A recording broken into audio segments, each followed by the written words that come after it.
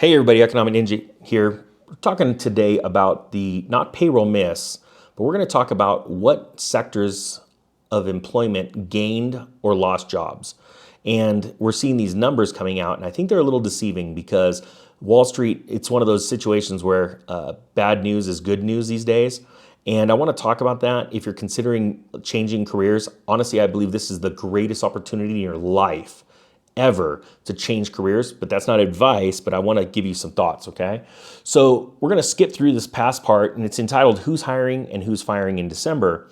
This is the part about the payroll miss and a great explanation about that, but we're going to talk about this right now.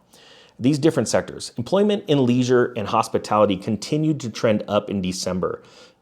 Leisure and hospitality added 2.6 million jobs in 2021, but employment in the industry is down by 1.2 million or 7.2% since February of 2020. Now, with that being said, that makes sense because there's still a ton of people that have not returned to the industry. We see it all over, from hotels to restaurants. People just aren't getting back to work. A lot of them do not like the current working conditions, if you know what I mean. So they're saying, hey, you know what, I'll stay at home.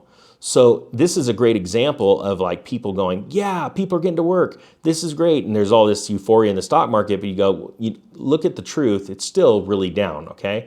The other thing I want to point at right now with this specific industry is hospitality and leisure is usually the first industry, one of the first industries that are severely affected by a downturn in the economy. Because when the economy turns down and people are making less money because they're working less or making less profits, they are less likely to go and spend money at restaurants or go on vacations. So that is something that I want you to realize, because to say that we're in the ninth inning of this economic boom cycle is an understatement. Now, before I go on to the next one, I just want to plug something. If you haven't subscribed, if you'd consider subscribing to the channel, I'd really appreciate it. Just take a look down, see if that bell icon's been hit, if you don't mind doing it. And again, thanks to everybody that's hitting the thumbs up. You guys are awesome.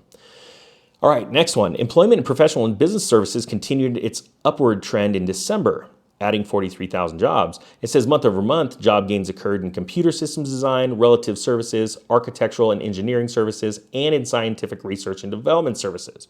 That makes sense. The reason why? Technology is exploding. Now that's an interesting, an interesting situation, because to say technology has exploded in the last 2 years since everything started is an understatement. And it says right here, overall, it's just slightly below its February 2020 level. That's just, it's down like 35,000 jobs. That is really good because technology is booming. But I want to warn you, as technology increases, that learn to code movement was really big. And I think coding is an incredible job and much needed today. But as coders build more scientific, much better code, what happens is the code and AI starts to write itself. And there will be a day where you will see lots of coders out of work because they're not needed anymore, because the code is actually evolving on its own and it's much easier. Today, there's plug and play code for so many different applications that coders can start from not a blank slate and literally have something built in a couple of days because of these plug and play applications. So just give you an idea about that. Now, manufacturing added 26,000 jobs in December, primarily in durable goods and industries. And it says the job gain in machinery, which added 8,000 jobs, reflected the return of workers from a strike. So that's an interesting dynamic there. Manufacturing employment is down by 219,000 since February, though. So that is still really, really low. So construction employment rose by 22,000 in December, following monthly gains averaging 38,000 over the prior 3 months. Well, this makes complete sense. Why? Housing's booming. And as we also saw this summer, as lumber collapsed in price, it shot up, hyperinflated in price, and then it came back down to sort of normal levels. We started seeing another building boom, and that makes complete sense. Now, employment in transportation housing increased by 19,000 in December. It says the job gains occurred in support activities for transportation, air transportation, and in warehousing and storage.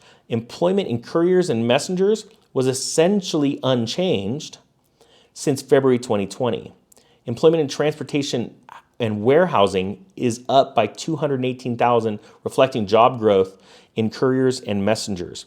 Now that's really interesting because to me, and you probably just saw this video with me in Sage News. Eric was reporting on there's a possible shift moving right now from tanker drivers to van haulers like, UPS, FedEx, companies like that. Why? Because they're paying more. So we're seeing absolute massive shifts. And that's a great example, bringing me back to my first point. Guys, this is the most amazing opportunity of your lives to jump to a new career, possibly could literally cause life-changing gains. And let me give you one last bonus as we hit here, because we know that wholesale trade also increased and mining employment rose, because this is just normal from people leaving their jobs and coming back. The one thing I want to stress is this. If you're making X today, let's say $20,000, $40,000, $100,000 a year, and you change jobs into an industry and you want an industry that's going to have longevity, some long legs. Because like I said, hospitality may go away during this. A lot of jobs may be lost as this economy starts to collapse even more. If you do it and you see an increase in your time because you're working less and making more money, treat that money as it never existed. Take all of that money, save part of it, and invest part of it. Invest in you. Pretend that it never existed. Don't use that bonus, that extra pay. Let's say you go from $20,000 to $30,000 a year. Set that $10,000 aside for you. Invest in you, and that means a savings account, an investment account, and education of some kind. Get a license, do something. Diversify yourself and invest in yourself. And with that being said, the Economic Ninja is out.